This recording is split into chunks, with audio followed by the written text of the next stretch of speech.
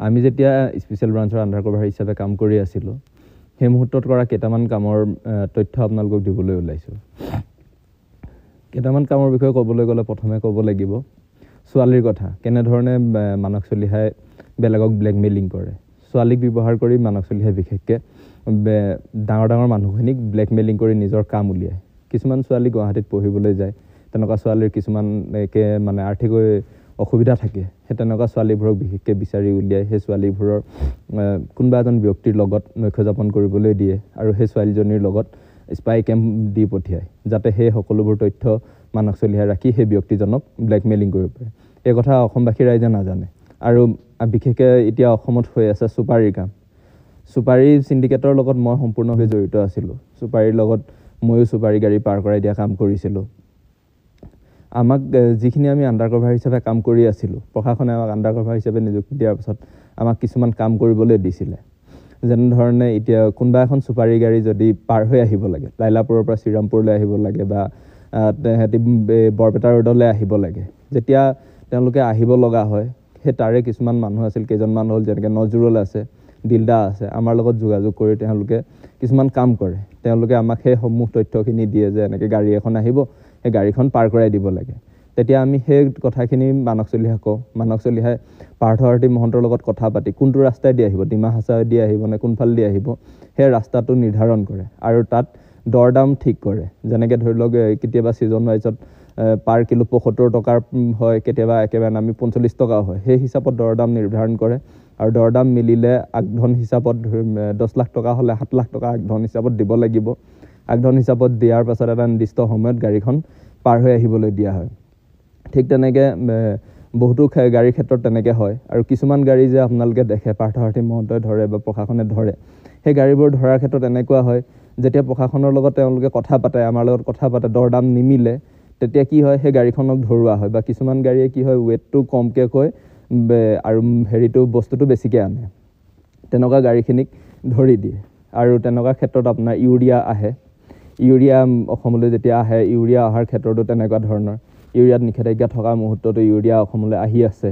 Urea অহাৰ ক্ষেত্ৰতো একে মানস চলিহাই পাৰ্থ আৰতী মহন্তৰ লগত সকলো যোগাযোগ কৰি তেওঁলোকে আনে। আৰু ইয়াৰ পৰা যি FCI চাউল হয়, FCI চাউল বাহিৰলৈ পঠিওৱাৰ ক্ষেত্ৰত কোন মুহূৰ্তত পঠিয়াব, কেনেকৈ যাব, এই ক্ষেত্ৰতো নজৰুল আৰু পাৰ্থ আৰতী মহন্ত আৰু মানস চলিহাই বিশেষভাৱে জড়িত আছে। তেওঁলোকে কোন ৰাস্তাৰে যাব, কেনেকৈ যাব, কোনফালে যাব, কাৰ ওচৰলৈ যাব, সকলোখিনি তেওঁলোকে নিৰ্ধাৰণ কৰে। ঠিক তেনেকৈ মানস চলিহাই আৰু বিশেষকৈ যি বিলাতী চিগাৰেট হয়, যি বাহিৰৰ পৰা চিগাৰেট আহে, সেই চিগাৰেটৰ ক্ষেত্ৰত মেৰাপানীত মানস চলিহাই এখন ডাঙৰ মানে বজাৰ খুলি ৰাখিছে। হয়তো সমূহ অসমবাসী ৰাইজে নাজানে, মেৰাপানীবাসী ৰাইজে জানে। মেৰাপানীত এখন ডাঙৰ চিগাৰেটৰ বজাৰ খুলি থোৱা হৈছে। চিগাৰেটৰ বজাৰখনত বিলাতী চিগাৰেট তাত উপলব্ধ হয়, মানে গাড়ীয়ে গাড়ীয়ে বিলাতী চিগাৰেট তাত সোমোৱাই। আৰু সেই চিগাৰেটখিনি সোমোৱাৰ লগে লগে কি হয়, কিছুমান গাড়ীৰ ক্ষেত্ৰত মই যেতিয়া আহিছিলোঁ আগষ্ট, ছেপ্টেম্বৰ, অক্টোবৰ, সেই মাহত প্ৰায় মাহটোত ৩০খন ৪০খন গাড়ী তেনেকৈ সোমায়। আৰু লাষ্ট মুহূৰ্তত মই অহাৰ আগে আগে ৩খন গাড়ী সোমাইছে। তেনেকুৱাখিনি মানে বিলাতী চিগাৰেটৰ গাড়ীখিনি মানস চলিহাই তাত সোমাই পিনে নিজে চলোৱাই ৰাখিছে। আৰু এটা কথা কৈ থওঁ, মোক মানস বৰগোহাঁই বুলি ক'লে হয়তো বহুতে চিনি নাপাবও পাৰে, কাৰণ আমাক মানস চলিহাহঁতে এটা ক'ৰ্ডৰ দিছিলে প্ৰশাসনৰ ফালৰ পৰা। মোৰ নামটো হৈছিলে মণ্টু আৰু মোৰ যি ঘৰৰ ঠিকনা হয় মোৰ ডিব্ৰুগড় বুলি ক'বলৈ দিছিলে। ঠিক তেনেধৰণে ময়ো কৈছিলোঁ আৰু সেই ঠিক যিধৰণে মোক ক'ব দিয়ে সেইমতে কৈ আৰু সেইমতে মই মানুহৰ পৰা যিখিনি কাম কৰিবলৈ দিয়ে, টকা পইচা লোৱাৰ পৰা সকলোখিনি কৰিছিলোঁ। ঠিক তেনেকৈ কয়লাৰ কামৰ ক্ষেত্ৰতো যেতিয়া কয়লাৰ ডিপো ওলাইছিলে, তেতিয়া মানস চলিহাই কয়লাৰ কাম যেতিয়া কৰিবলৈ দিছিলে, ঠিক তেনেকৈ মোক বহুতো মানুহে মণ্টু বুলিয়ে চিনি পাইছিলে আৰু ঘৰ ডিব্ৰুগড় বুলিয়ে জানিছিলে। ঠিক তেনেকৈ মানস চলিহাই যি কাম কৰিছিলে তাৰ লগত ময়ো প্ৰত্যক্ষভাৱে জড়িত হৈ আছিলোঁ। বোলে অকলে তেখেতে কৰিছিলে সেই নহয়, আণ্ডাৰ কভাৰ হিচাপত আমাক নিয়োগ কৰাৰ পাছৰে পৰা তেনেকুৱা কামত আমাক বিশেষভাৱে আমাক জড়িত কৰি বিশেষ কিছুমান কাম কৰিবলৈ দিছিলে। আৰু সকলো কাম মানস চলিহাই অকলে নহয়, মানস চলিহাৰ লগত পাৰ্থ আৰতী মহন্তৰ পৰা লৈ DGPৰ পৰা লৈ সকলোখিনি জড়িত হৈ আছিলে। প্ৰশাসনিক বিষয়াৰ তত্বাৱধানত এইখিনি কাম চলি আছিলে।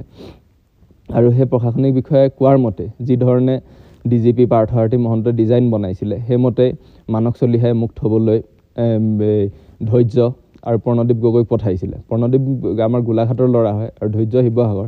তেওঁলোককো এনেকৈ নাম দিয়া হৈছে সকলোখিনি মানে এটা এটা নাম দি পিনে তেওঁলোকক চিনাকি কৰাইছিলে প্ৰণদীপ বিশেষকৈ মানস চলিহাৰ একেবাৰে খাছ মানুহ মানস চলিহাৰ লগত বিশেষকৈ থাকে মানস চলিহাৰ লগত প্ৰায় ইফালে সিফালে যোৱা মেলা সকলো কামৰ ক্ষেত্ৰত যিখিনি কামত হয়তো ময়ো জড়িত নহয় সেই কামতো প্ৰণদীপ বিশেষভাৱে জড়িত আছে যিখিনিয়ে আমাক পঠিয়াইছে তেওঁলোকে সুখত জীৱন যাপন কৰিছে তেওঁলোকে ভালদৰে আছে তেওঁলোকে লাখবিলাখৰ জীৱন যাপন কৰি আমাক এজন অসমীয়া যুৱকক মৃত্যুৰ মুখলৈ ঠেলি দিছে আৰু সেইদৰে বহুতো মৃত্যু হৈছেও আৰু মোকো সেই একে পথলৈ ঠেলি দিলে